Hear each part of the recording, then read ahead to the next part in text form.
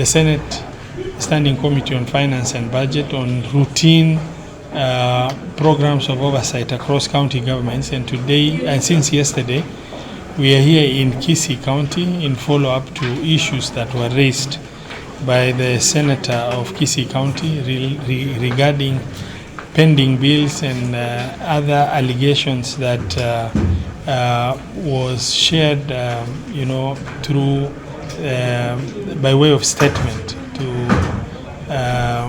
the committee. We've had this engagement since 2023 back and forth.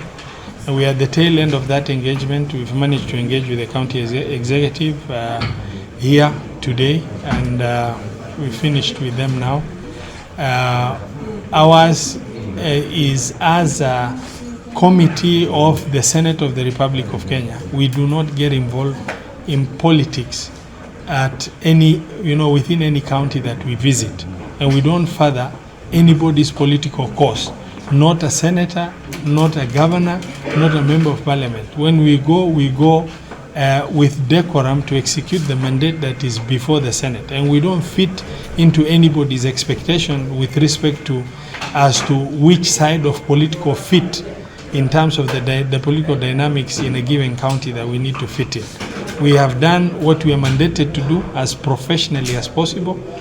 Other issues surrounding events within the county that is political are issues that is not within our purview, and we do not intend to be pulled into them.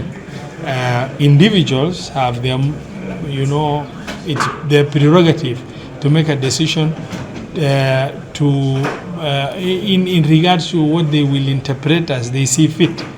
But as far as the committee of the Senate is concerned, and as the chair of this committee, I've made it extremely clear repeatedly that when we visit any county government, and we visited so many counties, we visited Kakamega, we visited Kitui, we visited Migori, we visited Kisii, other committees of the Senate have visited various counties on the oversight mandate. And when we go to these counties, our responsibility is limited to executing the purpose that brought us to that county.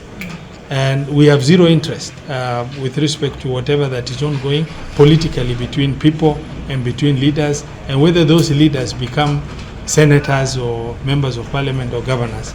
Ours is limited to the task that brought us here, and unfortunately, sometimes maybe one person or the other may feel that the committee should be aligned to their political cause. Unfortunately, we are not.